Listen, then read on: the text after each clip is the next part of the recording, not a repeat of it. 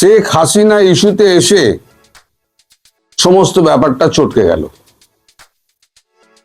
Meeting কালকে জয়শঙ্করের সঙ্গে খলিলুর রহমানের মিটিং হচ্ছিল, কিন্তু শেখ হাসিনার প্রত্যর্পণ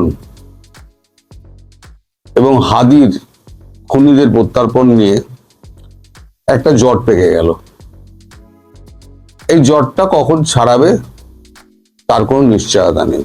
সব যখন কথাবার্তা খলিলুর রহমানের হয়ে যায়, তখন এবার জয়শঙ্করজি কথা বলতে শুরু করেন।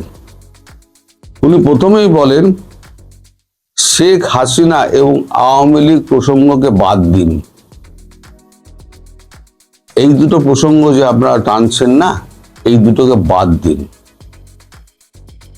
আমাদের যে শর্ত আছে 1 নম্বর এবং 2 নম্বর, শেখ হাসিনার নিঃশর্ত মুক্তি এবং তার সমস্ত মামলা প্রত্যাহার, এবং 2 নম্বর তাকে রাজনৈতিক কর্মকাণ্ড শুরু করার জন্য একবার উপযুক্ত পরিবেশ তৈরি করে দেওয়া।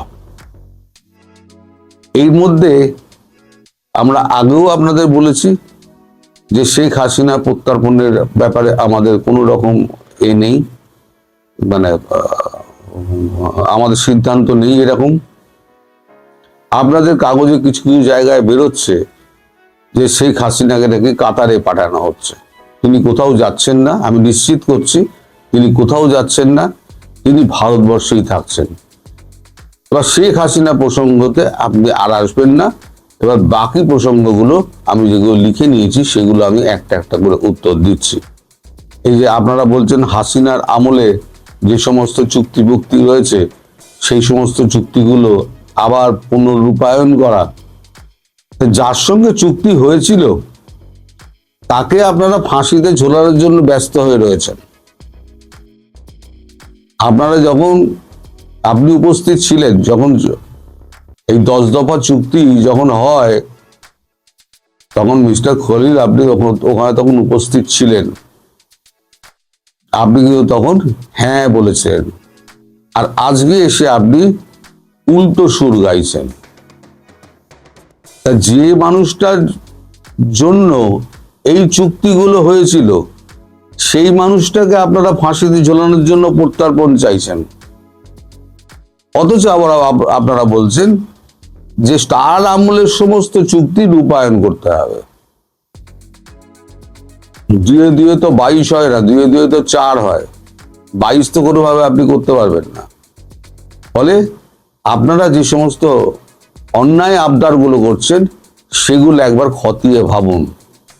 আর ভারতবর্ষ যেটা বলছে, একটা সুস্থির গণতন্ত্র, সকলের সমান ভোটাধিকার প্রয়োগের সুযোগ করে দেওয়া, এবং একটা গণতান্ত্রিক সরকার, এটা যেটা আছে সেটাকে ভারত এখনো একদলীয় সরকার বলেই মনে করছে।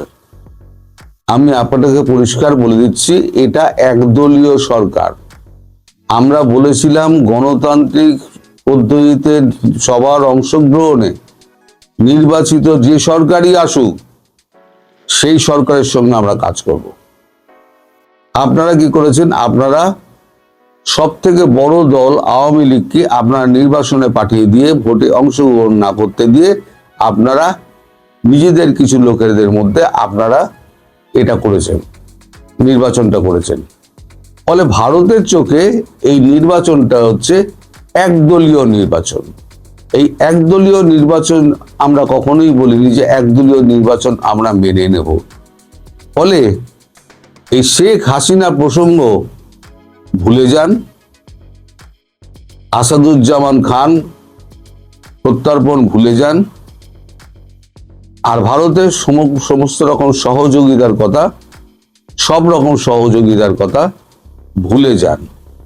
আপনারা যদি শেখ হাসিনা এবং আওয়ামী লীগকে যদি পুনর্বাসনের ব্যবস্থা করেন, তাহলে যে সমস্ত তার করা চুক্তিগুলো আছে সেগুলো অবিলম্বে রূপায়ণ করার জন্য ভারতবর্ষ কিন্তু পা বাড়িয়ে আছে।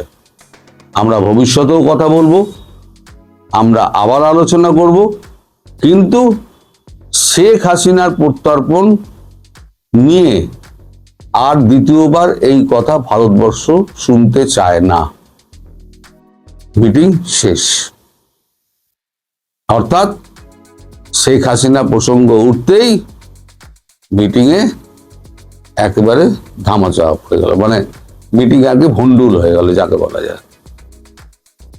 মিটিংটা শেখ হাসিনার জায়গায় এসে আটকে গেল এবং ভারতবর্ষ নিশ্চিত করে দিল যে শেখ হাসিনা ভারতবর্ষ ছাড়া অন্য কোথাও যাচ্ছেন না, তিনি ভারতবর্ষেই থাকবেন এবং শেখ হাসিনাকে তুলে দেওয়ার ব্যাপারে দ্বিতীয়বার ভারত কোনো কথা শুনবে না। এবং সেই কাগজে তারা বলেছে যে এই ভারতের কাছে প্রধানমন্ত্রী শেখ হাসিনাকে এবং প্রধানমন্ত্রী শেখ হাসিনা সরকারের স্বরাষ্ট্রমন্ত্রী আসাদুজ্জামান খান কামালকে তারা ফেরত চেয়েছে। আবার এই বিষয়ে দেখবেন ভারতের যারা টুইট করেছে বা প্রেস রিলিজ করেছে, দুই মন্ত্রীর টুইট বা ওদের ইন্ডিয়ান এক্সটার্নাল অ্যাফেয়ার্স মিনিস্ট্রি বা মানে বিদেশ মন্ত্রকের যে প্রেস রিলিজ, সেখানে কিন্তু এটা নিয়ে কোনো কথা নাই। অর্থাৎ খলিল এটা তুলেছে কি তোলেনি এটা প্রমাণেরও কোনো সুযোগ নাই, যেহেতু ওই পক্ষ থেকে বলা হয় নাই কিছু। যদি ওই পক্ষের কাছে বিষয়টার কোনো গুরুত্ব থাকতো তাহলে খলিল যদি বলে যে আমি তাদেরকে ফেরত চেয়েছি, ওই পক্ষ অন্তত এটা উল্লেখ করবে যে তারা এই বিষয়টা উল্লেখ করেছেন। তাদের কোনো কাগজে, তাদের কোনো প্রেস রিলিজে, তাদের কোনো টুইটে বা কোথাও, টুইটে না থাকলে অন্তত প্রেস রিলিজটাতে থাকার কথা ছিল, সেইখানে কিন্তু এটা নাই। অর্থাৎ এই এই এই সাম্প্রতিককালে খলিলের এই ভিজিট নিয়ে পাশাপাশি আপনি দেখবেন বাংলাদেশের অত্যন্ত বদমাশতম সাংবাদিক, ওর চেহারাটা যেমন বদমাশের, লোকটা আরো বদমাশ, সবাই চিনেন, মতিউর রহমান চৌধুরীর মানব জমিনে নাকি কি একটা খবর বেরিয়েছে, এটা নিয়ে আবার কিছু ইউটিউবার তারা ইউটিউবের কন্টেন্টও তৈরি করেছে যে শেখ হাসিনাকে ভারত থেকে ইয়েতে কোথায় কোথায় পাঠাবে ইত্যাদি নিয়ে। এইসব আপনারা যারা দেখেছেন, যারা দেখেননি কিন্তু এগুলা সব, অর্থাৎ এই বিষয়গুলা এতটাই মানে মানুষের কাছে এতটাই কৌতূহলের বিষয় যে এইসব নিয়ে কন্টেন্ট ক্রিয়েট করলেই সাথে সাথে 8-10 হাজার ভিউ হয়ে যায়। কিন্তু বাস্তবতা হলো যে ভারতের যে পক্ষ থেকে যেসব কাগজ বের হয়েছে সেইখানে এই বিষয়ের কোনো উল্লেখ নেই।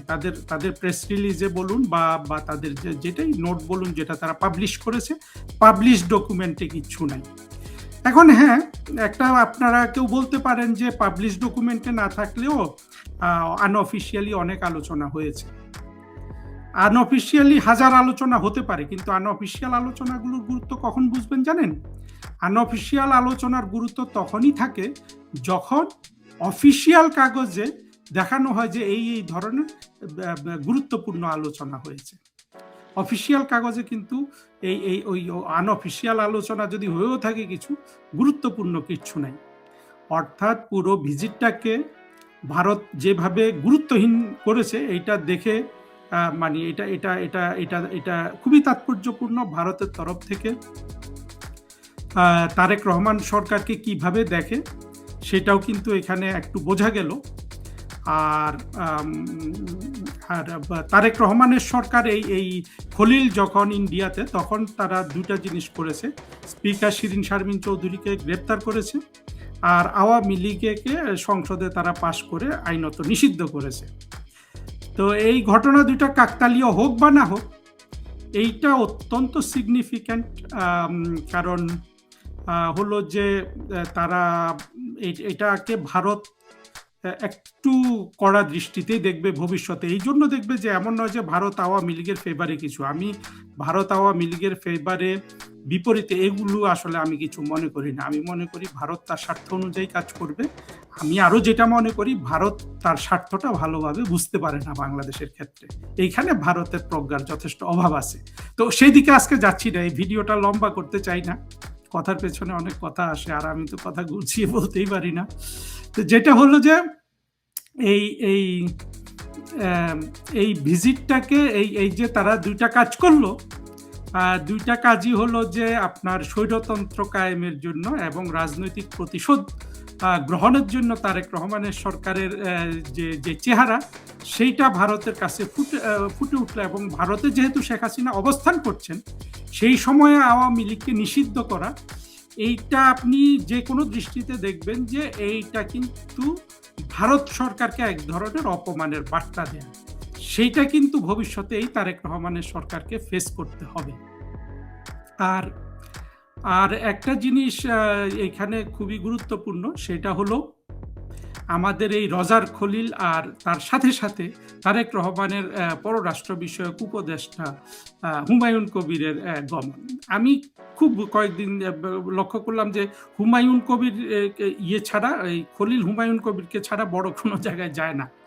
এইটার একটাই স্পষ্ট বার্তা যে এই খলিলকে কিন্তু তারেক রহমান বিশ্বাস করেন না, উনি বিশ্বাস করেন হুমায়ুন কবিরকে। আর খলিলকে তো বিশ্বাসের কোনো কারণই নেই। খলিলকে তারেক রহমান নিয়েছেন, মানুষ যেটা বিশ্বাস করে সেটা, যে ভারতের চাপে খলিলকে তো সবাই ডাবল এজেন্ট হিসাবে জানে। সে মার্কিন ডিপ স্টেটের দালাল, ভারতীয় ডিপ স্টেটের সে দালাল, এইটা হিসাবে জানে। আর একটা হলো যে কাজেই তাকে বিশ্বাস করার কোনো কারণ নেই। খলিল তারেক রহমানের সরকারে ঢুকতে পেরেছে কেন? এটা ছাড়া আরেকটা কারণ থাকতে পারে যে ইউনূসের সাথে লন্ডনে তারেক রহমানের যে মীমাংসা হয়েছে, সেখানে খলিল একটা বড় উদ্যোগ গ্রহণ করেছিল, সেটা হতে পারে। তো যে কারণেই হোক, খলিল হলো তারেক রহমানের সরকারের মধ্যে একটা কাঁটা। এবং খলিলের মতো দেশপ্রেমহীন এবং অত্যন্ত চতুর এবং সুন্দর সুন্দর কথা বলতে পারলো খলিলের কিন্তু আপনার কি বলে, চাটুকারিতার দীর্ঘ ইতিহাস আছে। যেমন ইউনূসের চাটুকারিতার দীর্ঘ ইতিহাস আছে। ইউনূস যে বিশ্ব সভায় এত উপরে উঠেছে, এটার মূল কারণ কিন্তু ইউনূসের চাটুকারিতার দক্ষতা এবং পাবলিক রিলেশনসের দক্ষতা, অর্থাৎ মানুষের সাথে যোগাযোগ রক্ষা করার দক্ষতা। খলিলেরও সেই দক্ষতা আছে। খলিলের সাথে নিশ্চয়ই আওয়ামী লীগের অনেক লোকজনের কানেকশন আছে। সুতরাং খলিলকে নিয়ে তারেক রহমানের যেমন হৃদকম্পন আছে, আবার আওয়ামী লীগ সরকারেরও খলিলকে নিয়ে এই ধরনের টাউট বাটপার দালালদের নিয়ে আসলে আতঙ্কের কিছু নাই। এবং এই ভিজিটটাকে আমি অবমাননাকর হিসাবে দেখি। দেখেন, এই আওয়ামী লীগের বিপরীতে এই বিএনপি জামাতেরা কিন্তু ভারতের সাথে চোখে চোখ কথা বলার জন্য ক্ষমতায় এসে বাংলাদেশের মানুষদেরকে এগুলা বলে খুশি করে করে ক্ষমতায় এসে এখন দেখা যাচ্ছে যে খলিলের অবস্থা দাঁড়িয়েছে। এবং খলিল যেহেতু নিম্নমানের চাটুকার, অর্থাৎ আত্মমর্যাদা বলতে কিছু নেই, আত্মমর্যাদাহীন একজন ফরেন মিনিস্টার পাওয়া তারেক রহমানের জন্য এটা সৌভাগ্যের কি দুর্ভাগ্যের বিষয়, এটা সময় বলে দিবে। কিন্তু আপাতত এসে ওই মন্ত্রীর সাথে, যে জয়েন্ট সেক্রেটারি মন্ত্রীর রুমে ঢুকতে পারে না, মন্ত্রী যার সাথে কথা বলে না, তার সামনে কথা বলার জন্য সিঁড়ির সামনে দাঁড়িয়ে থাকা, বা মন্ত্রীর রুমের সামনে দাঁড়িয়ে থাকা, বা লিফটের দরজার সামনে দাঁড়িয়ে থাকা, মানে ওই মন্ত্রীকে, ওই জয়েন্ট সেক্রেটারির কথা বলতে বাধ্য করার মতো একটা সফর এই করলো, খলিল করলো। তো এইটাই হলো এই সফরের আপনার, আমি যা কিছু দেখলাম সেটাকে ট্রান্সলেট করলে এটা দাঁড়ায়।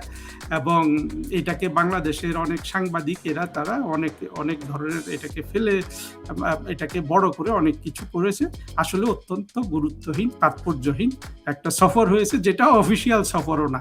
আরেকটা কথা এখানে বলে রাখি, আপনার দুইটা নিকট প্রতিবেশীর মধ্যে যখন এমনকি আনঅফিসিয়াল কোনো ভিজিটও হয়, তখন কিন্তু খুব উচ্চ পর্যায়ে দেখা করতে দেয়। আপনারা যদি আমাদের আগের পররাষ্ট্র সচিব মাসুদ বিন মোমেনের মাঝে মাঝে ভারত সফরগুলো দেখবেন যে উনি কিন্তু গেলে প্রধানমন্ত্রী নরেন্দ্র মোদীর সাথেও দেখা করতে পারতেন।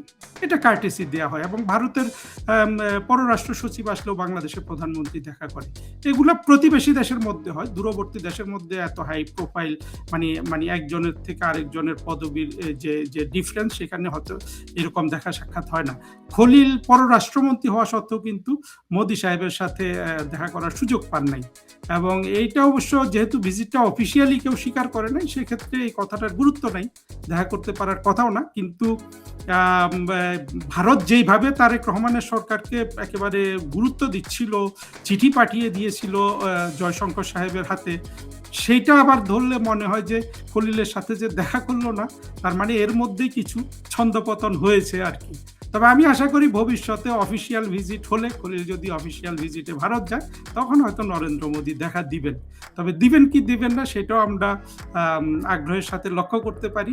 আপাতত যেটা হলো যে খলিল যেটা গেল, মানে একজন চাটুকারের যে জীবন, একজন দাসের যে জীবন, পররাষ্ট্রমন্ত্রী হিসাবেও এই রজার খলিল ওরফে